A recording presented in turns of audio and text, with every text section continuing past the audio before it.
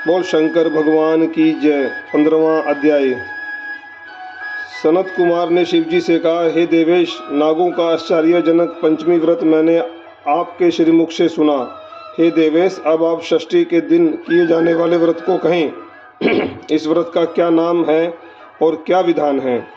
शिवजी ने सनत कुमार से कहा, हे विपेंद्र, श्रावण मास शुक्ल पक्ष की षष्ठी तिथि को महामृत्यु विनाशक उत्तम सुबोधन नाम का व्रत करें। शिवालय में या घर पर प्रयत्न पूर्वक शिव का अर्चन कर सविधि दाल, आटे, भात, नैवेद्य, नमक सहित आम का साग तरकारी रखें। ब्राह्मणों को नैवेद्य पदार्थों का चाइना दें। जो विधि से इस व्रत को करता है उसे अनंत पुण्य की प्राप्ति होती है। इस संबंध में प्राचीन कथा कहते हैं, रोहित नाम का एक राजा बहुत समय तक अपुत्र वाला था। उसने पुत्रार्थ अत्यंत कठिन तप किया। तप के प्रभाव से प्रकट हो ब्रह्मा ने उससे कहा, हे राजन, तेरे भाग्य में पुत्र है ही नहीं। फिर भी वह पुत्र के प्राप्तार्थ कठिन तपस्या करता ही रहा। संकट में होकर ब्रह्मा फिर प्रकट हो बोले, हे राजन, तुम्हें मेरे दिया हुआ जो पुत्र होगा वह अल्पायु होगा। इस प्रश्न पर राजा और रानी ने यूँ निश्चय किया कि पुत्र प्राप्ति से वंध्यापन तो हट जाएगा, लोक में अपुत्रा होने की निंदा तो मिट जाएगी। यही भूत है। फिर कुछ दिनों बाद ब्रह्मा के वरदान से शोक और हर्ष से युक्त पुत्र उसके घर में उत्पन्न हुआ। राजा ने जात कर्म आदि संस्कार यथाविधि किए। दक्षिणे नाम वाली रानी और राजा रोहित ने स्नेहवश उसका शिवदत्त यह नाम रखा। मन में डरते हुए भूमिपाल ने उस लड़के का उपनयन संस्कार किया। मृत्यु के भय से विवाह नहीं किया। जब 16 साल का हुआ तो उसकी मृत्यु हो गई। उस ब्रह्मचारी के मरण की याद से राजा महती चिंता में हो गया, क्योंकि जिस वंश में ब्रह्मचारी का मरण होता है उस वंश का क्षय हो जाता है और उसकी दुर्गति हो जाती है। सनत कुमार ने शिवजी से कहा, हे देवादिदेव जगन्नाथ, क्या इसका कोई उपाय नहीं? यदि कोई उपाय हो तो मुझसे कहें, जिसे करने से इस दोष की शांति हो। ईश्वर ने सनत कुमार से कहा, हे सनत कुमार, यदि स्नातक या ब्रह्मचारी आदि हो तो अर्क विधि से विवाह संयोग कर पेड़ या ब्रह्मचारी को मिलाकर देश काल गोत्र नाम को कहें। यह कहे कि मैं मरे ब्रह्मचारी की शांति के लिए वैसर्गिक व्रत करता हूँ। देश काल को याद कर कहें, मैं अर्क विवाह करूँगा। सोने से अभिवादित कर पीपल शाखा और सबको हल्दी और तेल के द्वारा लेप कर पीले सूत से वेष्टित करें। 2 पीले कपड़ों द्वारा आच्छादित करें। अग्नि स्थापना कर विवाह विधि द्वारा अगारांत हवन कर अग्नि में बृहस्पति काम 4 विहातियों से होम कर स्विष्टकृत संज्ञा होम कर कर्म को समाप्त करें। यथाविधि पीपल की डाल और मृतक सबको जला दें। मरण योग्य हो तो उसके लिए इस व्रत को 6 साल तक करें।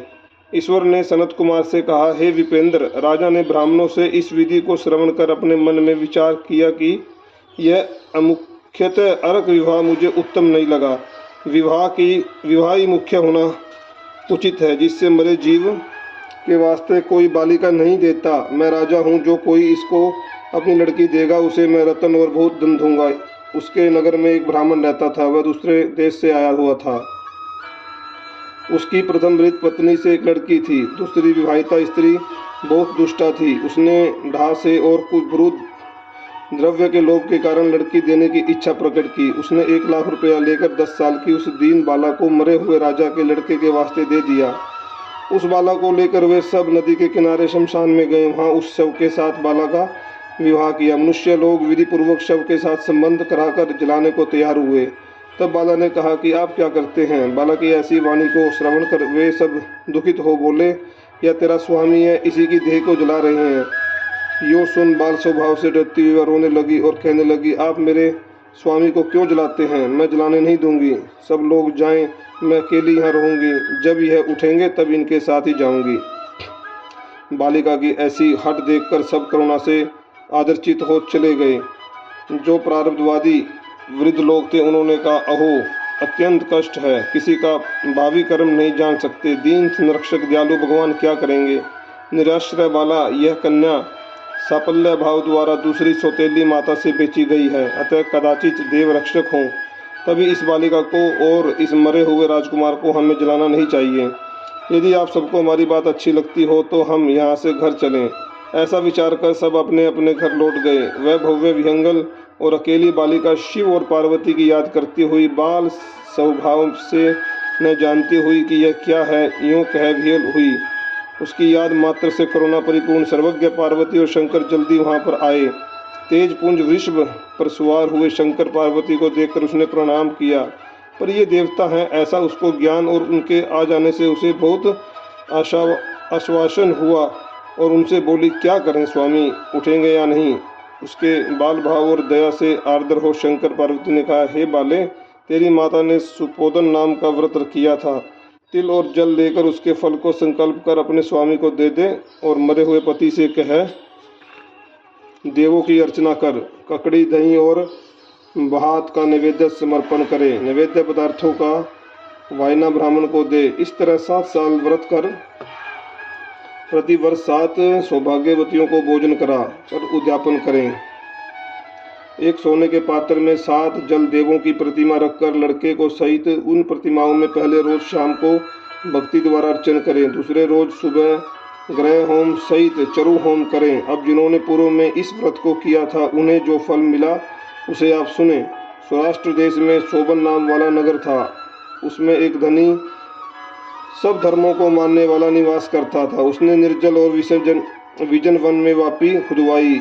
उसमें उतरने के लिए और बहुत धन खर्च कर पशुओं के निमित्त जलपनार्थ दृढ़ पत्थरों की रमणीक सीढ़ियों का निर्माण कराया, जो बहुत टिकाऊ और मजबूत बंधी थी। जिसके चारों ओर थके हुए पथिकों के लिए वृक्षों से युक्त बगीचे का निर्माण कराया। उस बावली का पानी सूख जाने से बिंदु मात्र जल भी ना मिला। उसी समय दुखी हो धनी ने कहा कि मेरा परिश्रम व्यर्थ हुआ और धन भी व्यर्थ में खर्च हो गया।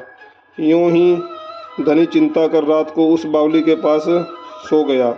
उसी समय स्वप्न में धनद को जल देवों ने आकर कहा, हे धनद, जल निकलने का उपाय सुनो। यदि सादर अपने पुत्र की हम लोगों के लिए बलि दो तो यही बावली उसी क्षण जल से भर जाएगी। इस प्रकार स्वप्न देखकर धनिक ने अपने घर आकर अपने पुत्र से स्वप्न की सारी कथा कही। द्रविण नाम वाला जो धनद का पुत्र था वह भी धर्म में तत्पर था। उसने पिता से कहा, पिताजी, मेरे और मेरे पुत्र के भी आप जन्मदाता हैं, उसमें भी यह धर्म का काम है। इसमें आपको क्या विचार करना है, क्योंकि धर्म स्थानीय और पुत्र आदि सब नाशवान हैं। अल्प मूल्य में बड़ी चीज का मिलना कठिन है।